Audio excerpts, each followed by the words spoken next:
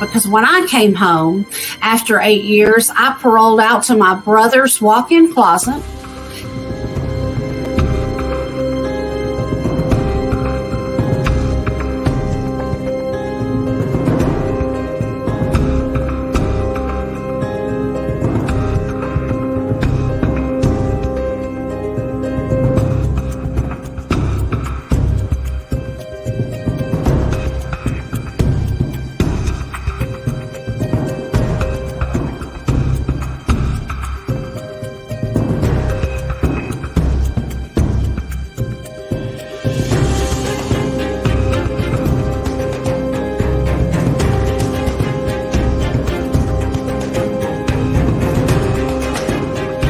I still got 3 years of parole left.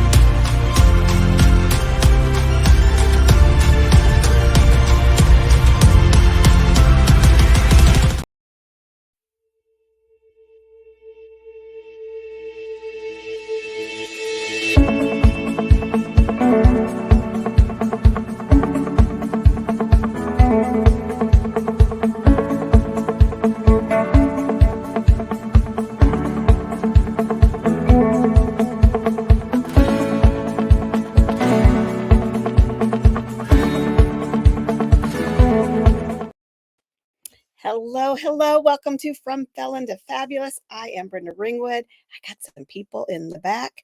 First, I'm going to bring up my co-host, Isabel Black. Hey, Izzy, what's up?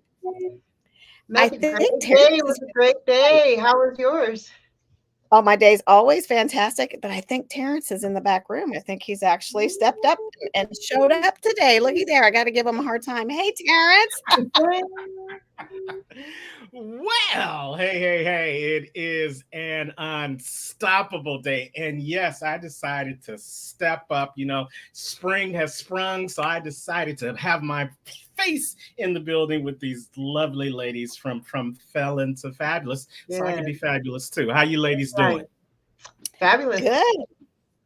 Good. And I think our guest today is somebody that you introduced us to.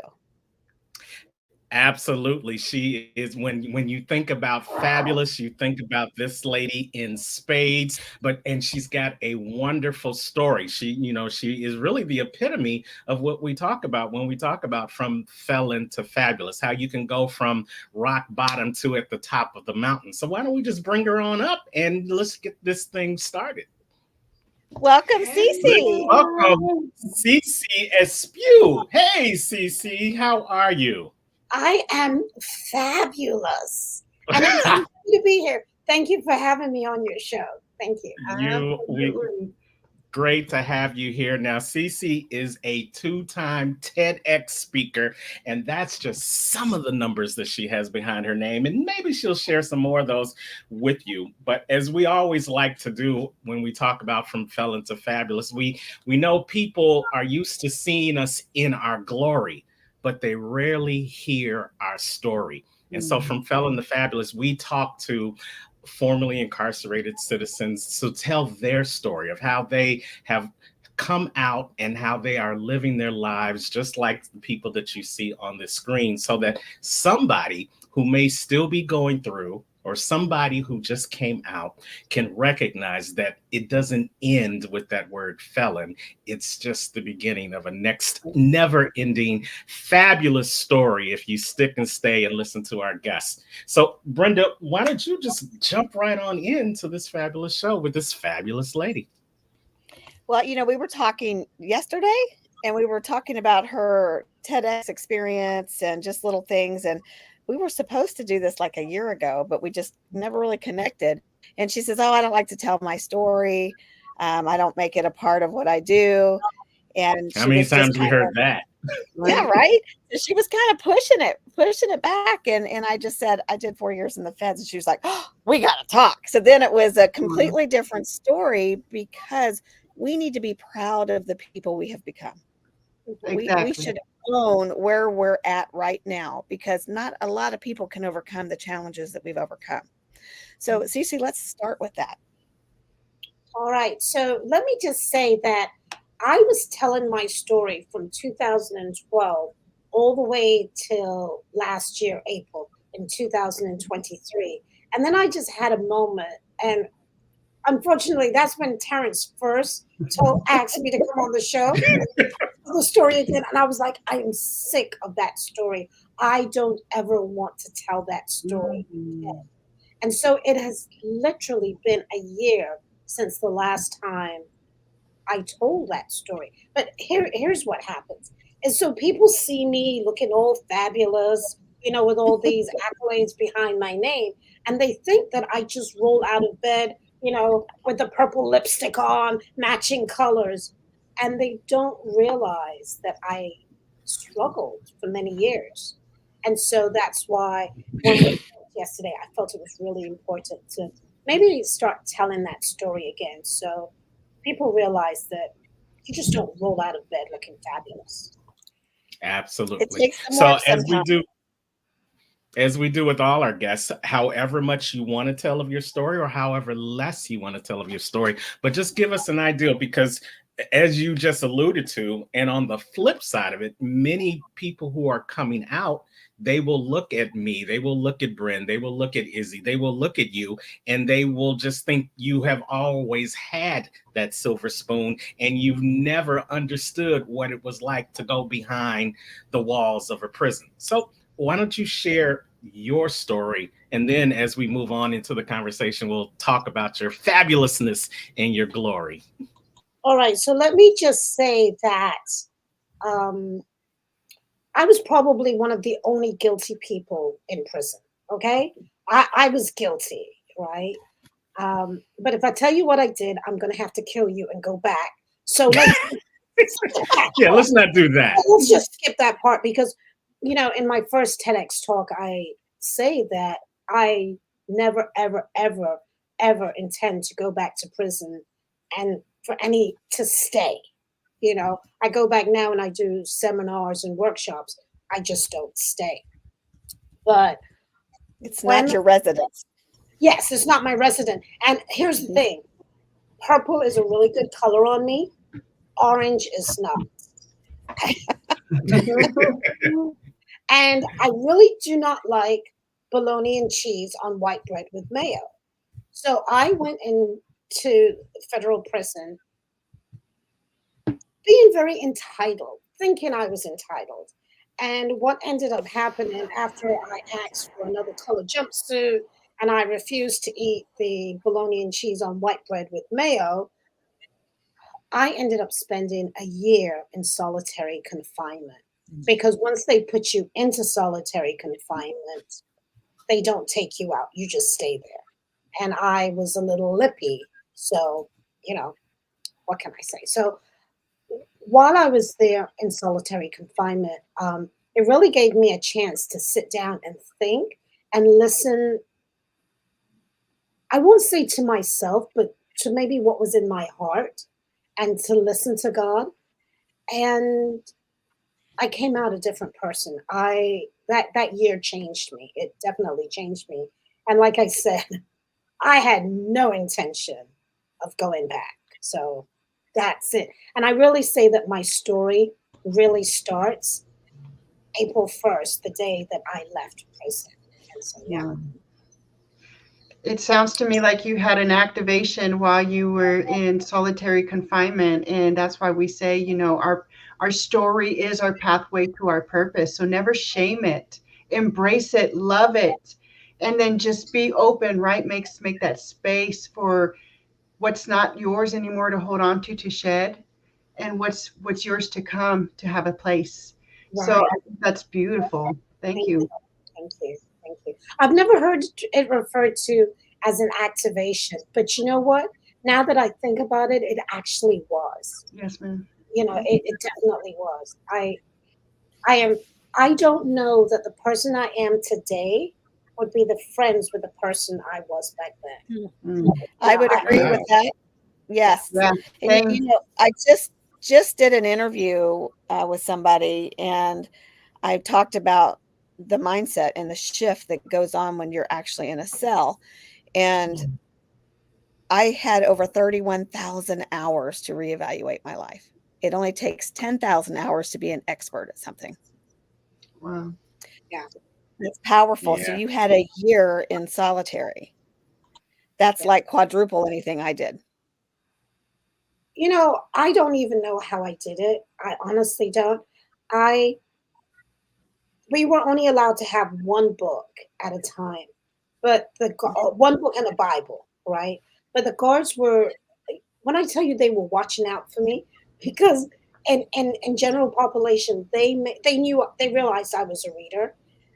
They made everybody get a book from the library, and then every night they would give me that person's book, and I would give them back a book, and I just read.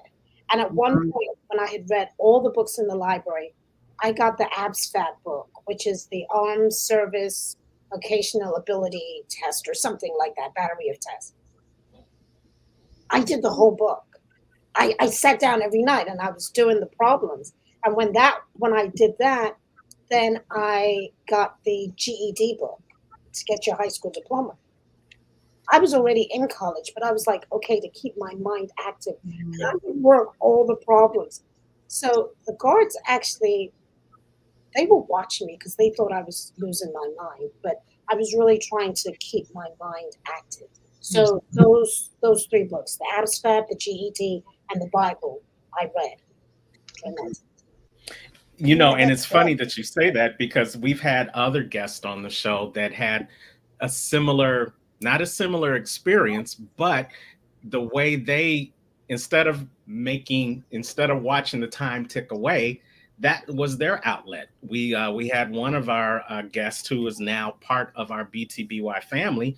He went in and someone took him under his wing and started giving him books. And now when he talks about all these books that he read in prison that changed his life and activated him on a new destination.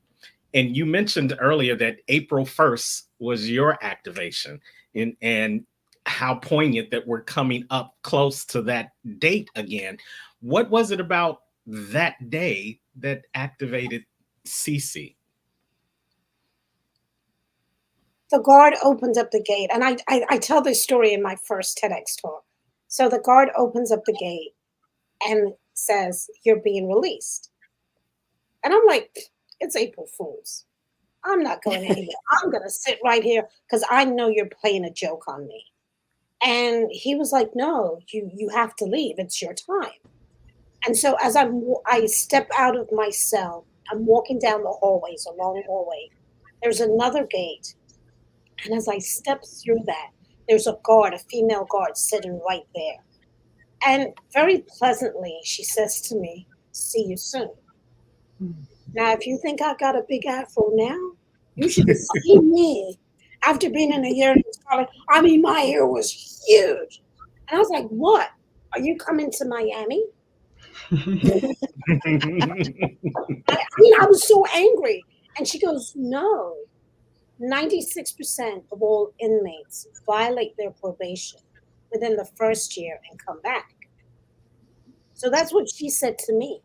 But what I actually heard from doing the GED book and the ABSFAB, because by then I could act like really good. I Mhm. understood that I had a 4% chance to Yes. succeed. And I don't even know that at that point I understood parole and probation, because I just thought I was going to be in that cell forever.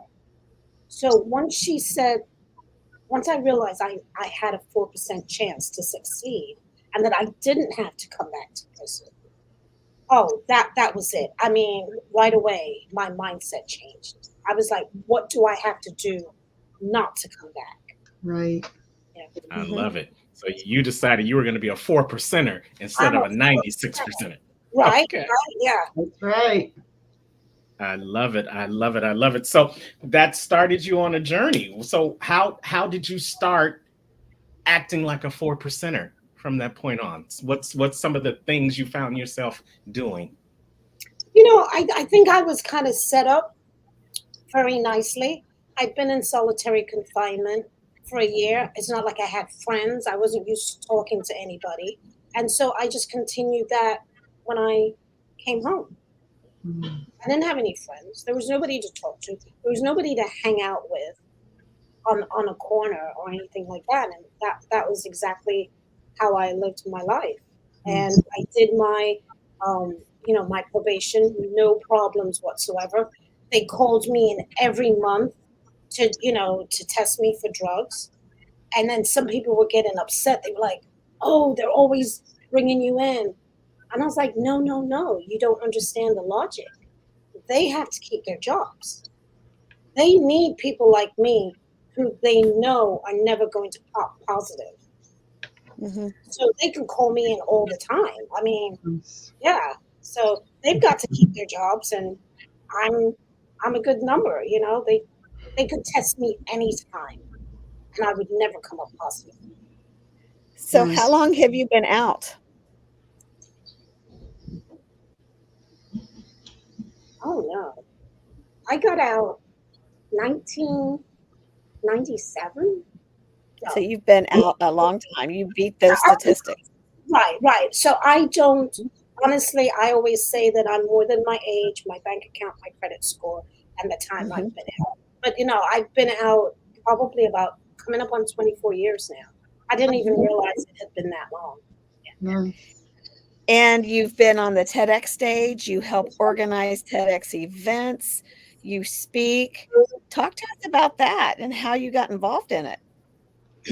So one of the things that I was really always good at was photography. And coming out, we had to get a job within 2 weeks. So imagine, I come out of solitary confinement. I've got to get a job in 2 weeks. Mm. I got a job as a server in a restaurant. And I heard the general manager talking about me. He said I was the worst server they had ever seen. And I was like, that's kind of okay because that was not on my bucket list. Be a server. Yeah, be a server or a good server, like never, never. But one of the other servers, she was getting married and they were paying us $2.15 an hour. Mm. And he expected me to be good at my job, like, you know. So one of the other servers was getting married and she came to me and she said, Cece, I've got $500.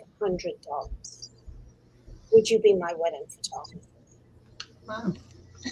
And I could do the math really, really quickly. I said, if I give up that job and do one wedding per week at $500, Yeah. I'm killing it. So that's what happened. That's how I actually So started. you became self-employed. And see, this is the beauty about that for me. People only wanted to know that I was going to show up on time, take good pictures, and get them back to them. They never had to know anything about me. And I worked with an event planner for almost, I'm going to say, 2, 3 years. She didn't know anything about me other than I was a great photographer and my phone number and email. Didn't know anything about my background. And then finally, I just started telling people. I was like, you know, hey, this is me, because by then I was getting $600 for a wedding. I got a little cocky. I was like, hey, by the time I reached $800 for a wedding, $1,000 for a wedding, oh, then I could start choosing my Mm. wedding. And I was like, listen, this is me, And so take it or leave it. You want good pictures or you want to be hung up on my background? And Right. I love So you that. had a mindset shift. yes, yes. You definitely. became So was positive. photography? You owned it. Hang on, Terrence. Let me hear what Brenda has to say. Go ahead. I was going to say that you owned it. You owned your job, your new life. No longer did the past interfere in that. And you were able to name your price, name your dates, and pick what you wanted out of life. That had to be very rewarding. Oh, it was. It was. I mean, I was cocky after that. Oh, you should have seen me if I ever went out on a date with a guy. I mean, that's what I led with that. Like, listen, I've been to. I would always say I'm a former U.S. Marine and I'm an ex-offender. You know, so any way you want to go, I can take you. I can meet you like any way you could go. And it's really funny because I've got Napoleon syndrome really bad. I am 5 feet nothing. And with my hair, maybe I'm 5'3", but I'm like 5 foot nothing. So yeah, I I don't want to say I had a chip on my shoulder, but I just was not going to let anybody put me down because of it. And so I always told them first. And so my mother would always say, "Don't tell anybody that you've been to prison."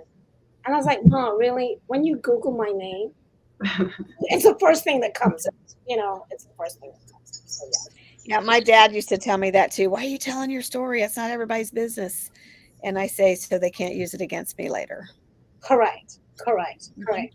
And I will say this: when I was getting ready to do my first TEDx talk, it was on a Friday, and Wednesday, my mother called me and she goes, "My church sisters said that you're going to get on stage and tell our business." I was like, "Listen here, tell me who those church sisters are, because never once did they send any Marlboros or threats, nothing. So Book I don't, money on your books. no money on the books. And in prison, cigarettes, that's the currency, you know." And like never, and I don't smoke, but I would have taken a carton of cigarettes. But hey, that's it. I said nobody ever sent me anything, so I want to know who those church sisters are. And I remember I was driving on the highway and I pulled over and I was crying my eyes out. And called my cousin Zabe and I said, "What do I do? Do I let this opportunity to be a TEDx speaker pass me by because of my mother and her church sisters? Or do I just get on stage and just be real? Just let it all hang out." And that's what I did. So you went from felon into this fabulous life as a photographer. Where did this segue? And by the way, I just Googled you, and that's not the first thing that comes up. I just Not anymore. Not anymore. not anymore. And that's the beautiful part of it. But how did you segue from being behind the camera into wanting to be on in front of the stage? That is a beautiful, beautiful story. I was doing an event now back in like right around the early 2000s when cameras were going from digital. We're going from From film. analog. You're Okay. right, from film to digital. I realized that I didn't know anything about that, right? And so I actually took a college class on video and TV production. And I was one of the only women and the only minority woman who could do both photography and video in the Tri County area. So people kind of had to hire me because I was checking off all the boxes for them. Right. I was a military. I was a veteran. I was an ex-offender. I was a woman. I was a minority. The only thing I wasn't was disabled. So people were hiring me like crazy. And I was a videographer at an event, and I cannot remember the lady's name. Oh my goodness, she would kill me if she ever sees this, and I couldn't remember her name. But she was a producer from NBC, and she said something on stage. I don't know what it was, but I started laughing. I thought I was laughing silently to myself. And she goes, "Oh my goodness, look at that videographer. The video is going to be shaky." all eyes turned on me, and I was like, oh my goodness, oh my goodness. But later I saw her in the elevator, and she goes, what's your story? And I told her, getting out of prison, yada, yada. She's like, no, step from behind the camera, step in front and tell your story. And that's how I started speaking. That is a beautiful story. Yeah. Yes. You know, And so now take us on the speaker journey. So you've stepped out in front of it. You didn't start out at TEDx. So where did you start out from your speaking and ultimately now gracing these TEDx stages? another wonderful story. My life is full of stories. And I almost think I want to change my bio. So instead of it saying former U.S. Marine and two-time TEDx speaker, I think it needs to say master storyteller. So a great collection of stories. Felton Showell, who some of you may know, but We know Felton. Okay, you know Felton. So he was my coach. And he said to me, Cece, you need to go to Toastmasters because you may not be as good as you think at speaking. And for the people who may be watching this that don't know what Toastmasters is, go ahead and I will tell them in a minute. Let me finish this part of the story because it's good. It's juicy. It's juicy. So from around 2012 to maybe 2016, maybe even before that, I was going into prisons and I was talking to the inmates and saying, a lot of the same things that, we're saying here that when you come home, you can do it. This is what you need to do. This is how you get your record sealed and expunged. Remember, I'm going into prisons and giving this speech like every week. Wow. So Felton, I hire Felton as my coach. And he goes, Cece, you might want to go to Toastmasters because you may not be as good as you think. You are talking to a captive audience. They literally cannot get up and leave. But don't change. That sounds like Felton. And I was like, wait a minute. So I may not be as fabulous as I think. He goes, let's just test it out. And so he suggested joining Toastmasters, which is where you go to learn how to speak, and you give speeches, they critique you. In my first speech, which was 4 to 6 minutes, I said 14 ahs and ums, which means that something like every 20-something seconds, I was saying a filler word. And I was like, ooh, maybe I'm not as good as I think.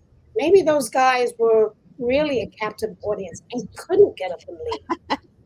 Yeah. So that's how my speaking career started. Wow. We are hanging out with the two-time TEDx speaker, Cece Espeut on From Felon to Fabulous. We thank you guys for watching us live or watching us in the replay on E360 TV and on all of our From Felon to Fabulous social media sites. So you have gone from Toastmasters and you've got a whole lot of Toastmaster accolades. Let's just say that. A whole lot of Toastmasters accolades. And I'm so happy that I have been able to experience you in that Toastmasters arena as well. But even for a Toastmaster, now this next level that you have conquered 2 times. TEDx, tell us how that came to be. How did you become a fabulous TEDx speaker? All right. There was alcohol involved, and I'm not advocating drinking, okay? Right? But one of my best friends, Cassie, and I were down in the Keys, and I know I was drinking. I don't know who else was drinking, but I know I was drinking. And she said, so what's the next step? And I was watching the beautiful sunset, and I was like, I don't know. Let's get on the big stage. I had no idea what the big stage was.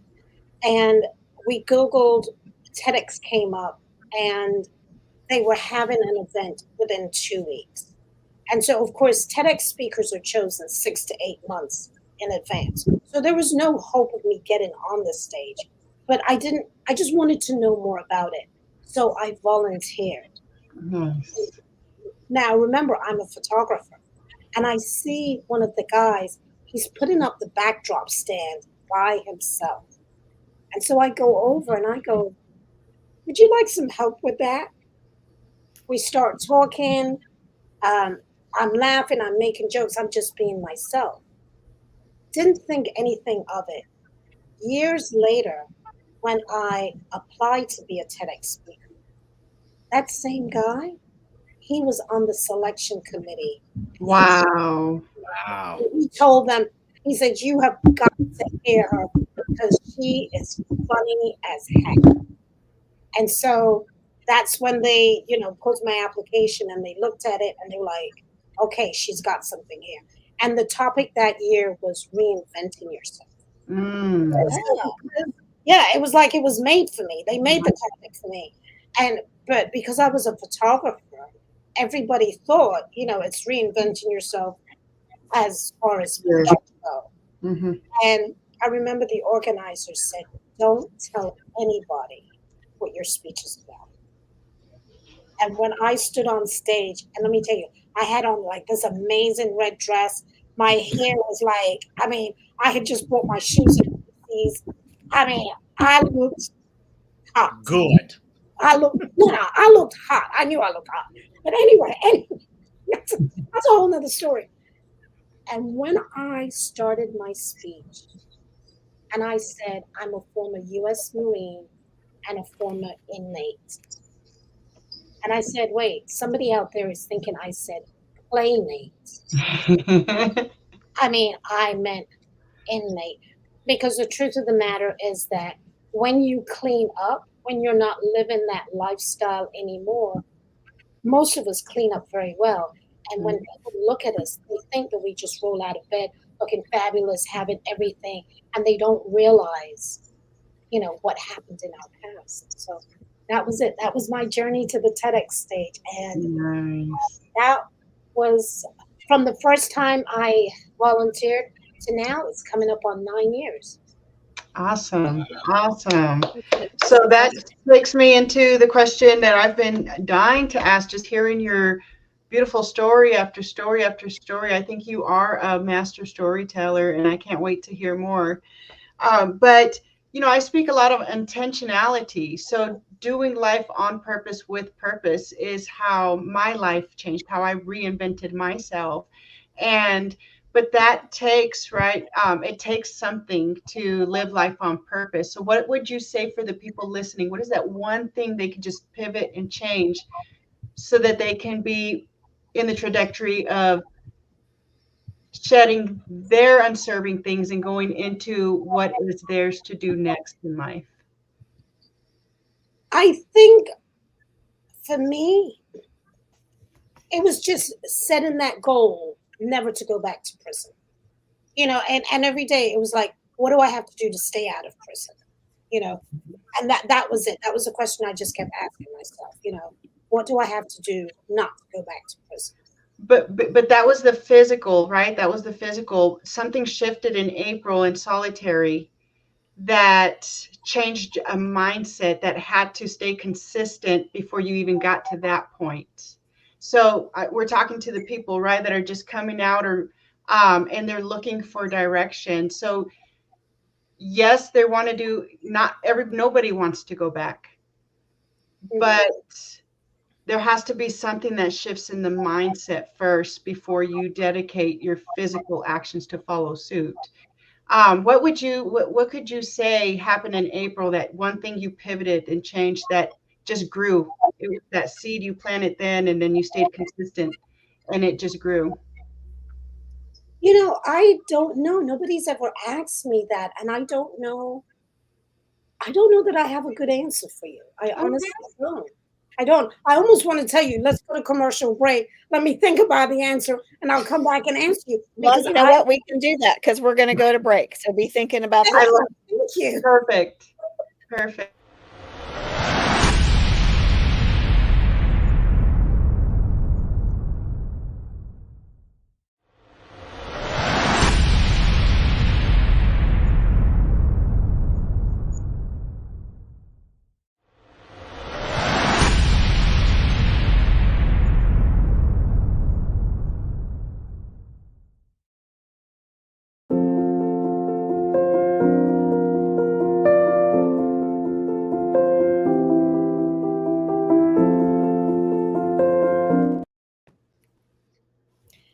short break. So go ahead and tell us that answer. Oh my goodness, that was like a really, really short commercial break. Well, let me see if I give answer. a little more, if it could spark something, because what I see right now is a beautifully confident woman. Was that always Cece? Was that Cece before going into prison? Or was that something that was birthed when you heard that inner voice and you felt you were reading those books and inspiring yourself and empowering yourself with knowledge? Could confidence have maybe blossomed? It did, but it was more an awareness of my power. It really was. I love it. So, I know nobody's asking me, but I'm going to tell you this about my story. So, what was happening in my unit is that I knew some people that were doing things wrong. All right. And instead of telling them that they were doing things wrong, because I'm a math whiz, I said, oh, if you do it this way, you'll make more money. Mm-hmm. Wrong. And they believed me and they did it. And that's why we all ended up in prison. Mm. And so, like I told you, I was guilty as heck. I was. When I was sitting down there in solitary confinement for a year, I thought to myself, what would it have been like had I told them to stop? Would they have believed me? Would they have done things differently?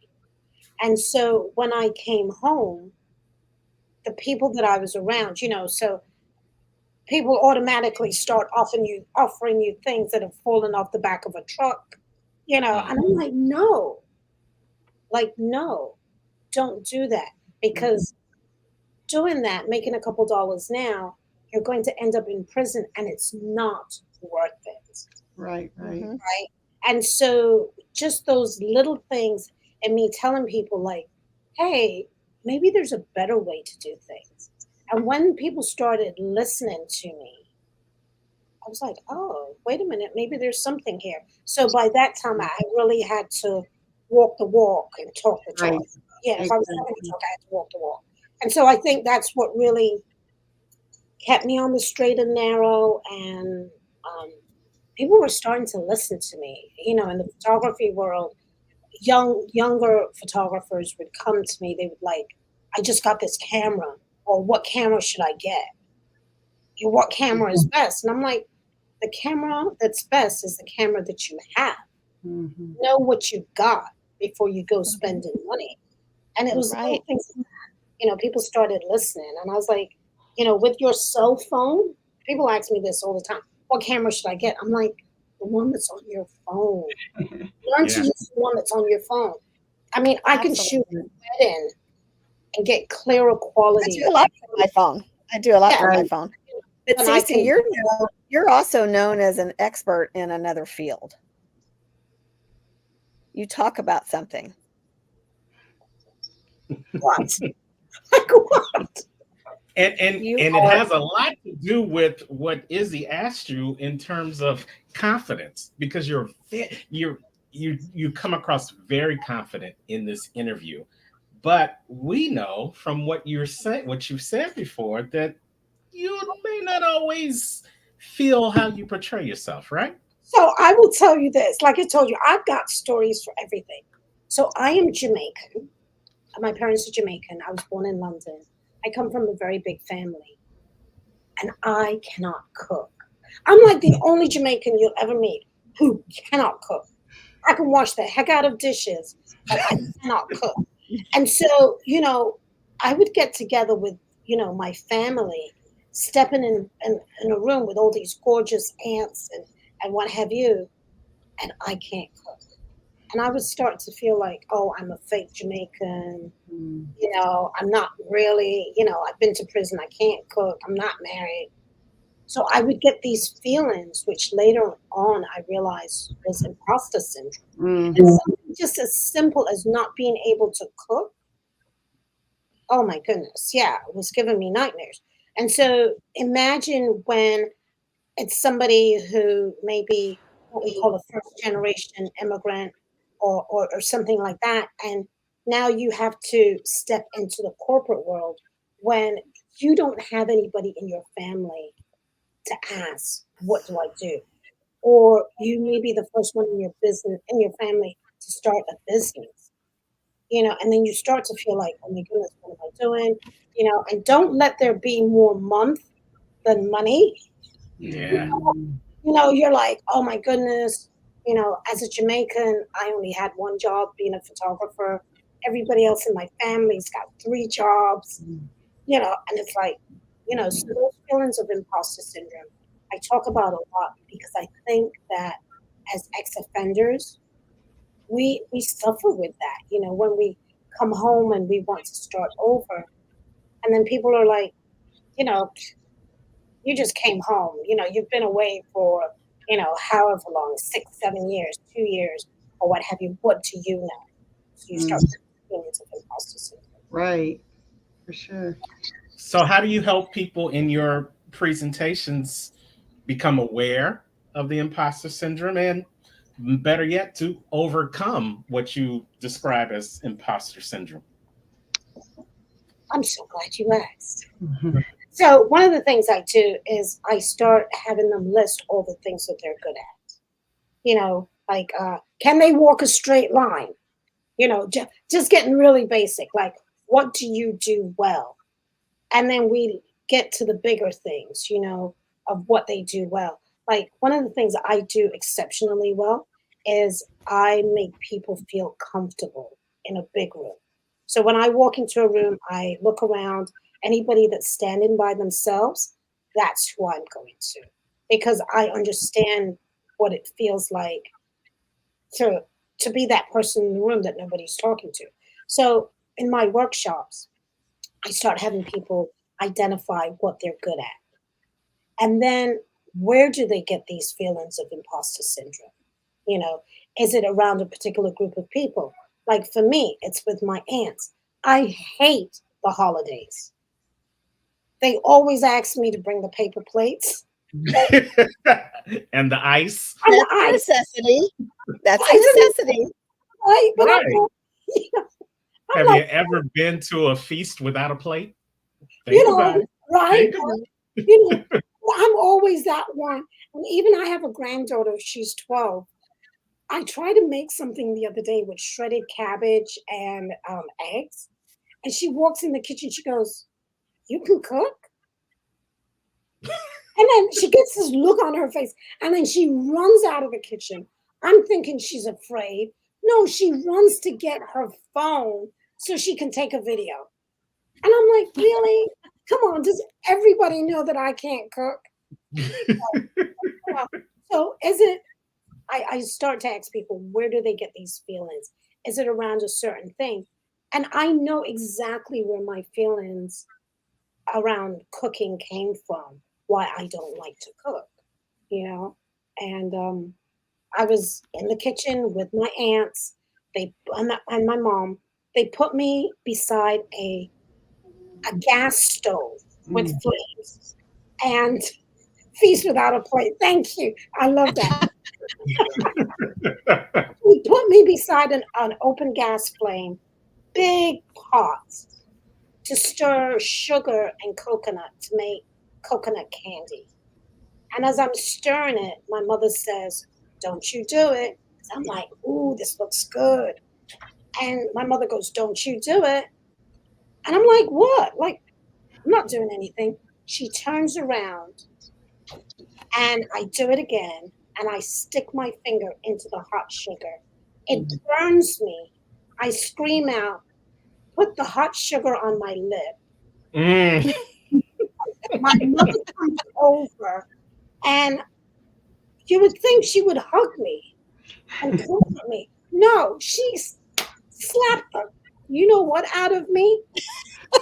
Everybody starts to laugh. I mean, like, and so now, years later, I'm in therapy because I cannot cook, and I hate holidays.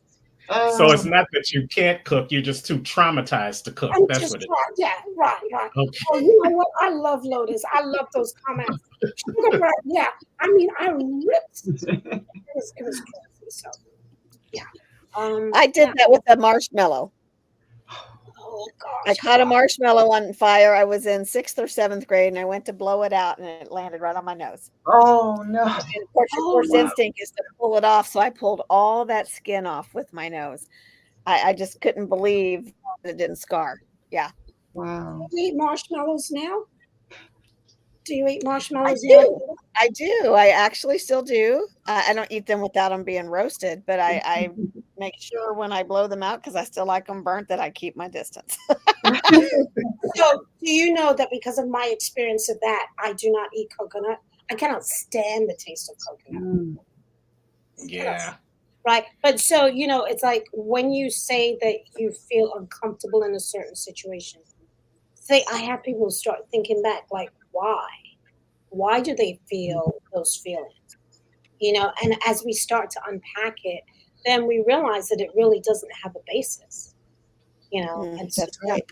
Mhm. That's right. And So, that's very good. And what you just talked about really boils down to what we talk about a lot with From Felon to Fabulous, as well with our other shows within the Becoming the Better You movement. It's the mindset. When you change your mind, things change. And Mhm. I love how you were able to be able to change your mind. You became aware of those things. You became aware of those limiting beliefs that was lending to your imposter syndrome. And now you're helping other people do the same thing. You mentioned curriculum in your presentation. So where do you do these type of presentations, and what type of curriculum have you set up for imposter syndrome? So I do a lot of workshops, seminars. Companies will have me come in to do a presentation on imposter syndrome because I think, not that it's the buzzword right now, but people don't realize that we all suffer from it at some point. And so it's not like a constant thing. It's more like you're going along and look, you experience it and look, So it's not that you have it all the time because when it comes to speaking, I'm very confident. I can get up there and speak. That doesn't bother me. Ask me to go buy eggs in the supermarket. Oh yeah, I need professional help. I need help. Wow. Well, we love your honesty, and we love your vulnerability on all those things that you've been sharing with us. In the last couple of minutes that we have, we're going to do some round robin. So, Izzy, you got some more questions for our guest, Cece Espeut? Well, I guess my question is, how do you say your name? Are we saying it right? Yes. Oh, thank you for asking. So many times people will say my name wrong or pronounce it wrong. And so this is the story that I tell about my name. If you close your eyes and then just say my first name, Cece, it sounds like yes, yes in Spanish. If you didn't know how it was spelled, it sounds like yes, yes in Spanish. My last name is Espeut, which in French means it's possible. Mm. So I always say, like, what kind of drugs did they give my mother in the hospital? Why she names me that? Yes, yes, it's possible. So Yes. I'm willing to try anything because success is always possible. So thank you. Yes. Thank Awesome. I'm glad I asked.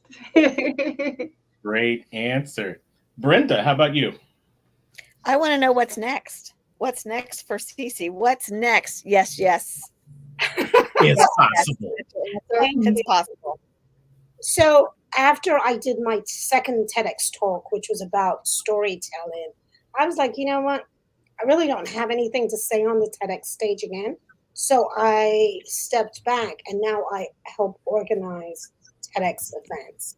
And Mm. so I have a TEDx event coming up in June 26th of this year. But there are 4,000 events worldwide every year. So if you ever want to be a TEDx speaker, apply, apply, apply, apply. you know, speakers are chosen 6 to 8 months in advance of an event. So what I do, and there are a lot of us, we, volunteer at the different events and just go around and help out. So that's what I do, and that's what I'm really, really loving. I'm also doing a lot of coaching, speaker coaching, and yeah, that's Awesome. those are the next best things, big things for me coming up. Yes. I I bet you love meet it. a lot of really neat people volunteering at those TEDx events. Well, let me tell you, it's fascinating. Hmm. It's fascinating when you listen to everybody's story. It's like, I'll tell you the one thing. When people go to apply to a TEDx talk, they always start with their credentials. Like, really? Like, God, I hate that. Just imagine we've got 800 applicants for 14 spots. You have to come out first thing on your application. You've got to tell your idea. You've got to tell the story. If you're going to say, my name is Cece Espeut, I'm a former U.S. Marine, and like, oh God, like, no, they're not even going to read it because they've got 800 applications. You better come out telling your story or your idea for a speech right off the bat, you know. Well, that was a great golden nugget. I hope anybody who's listening to this, if you have any interest in a TED Talk, you heard her, go apply.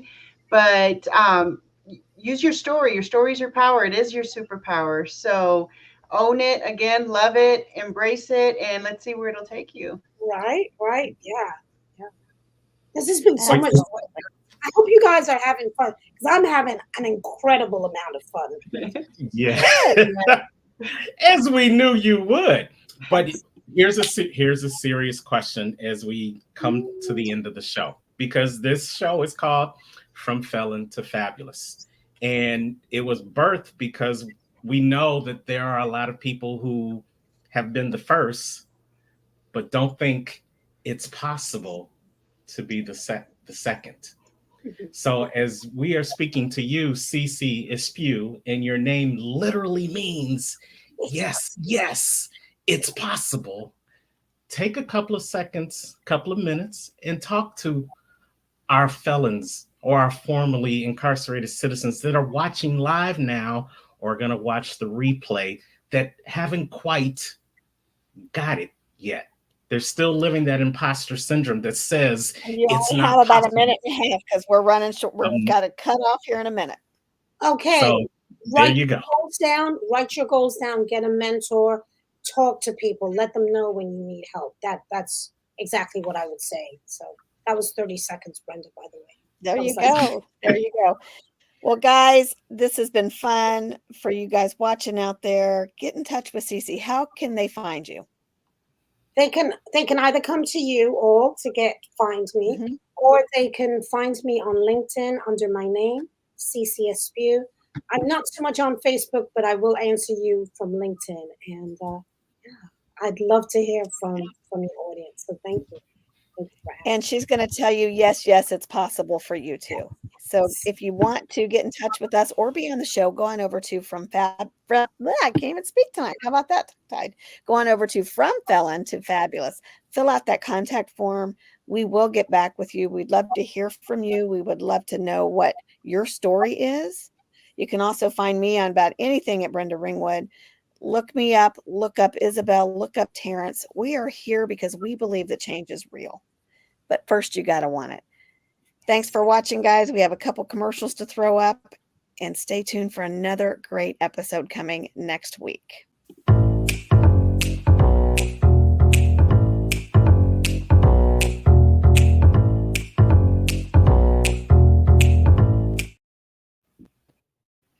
And here's another one.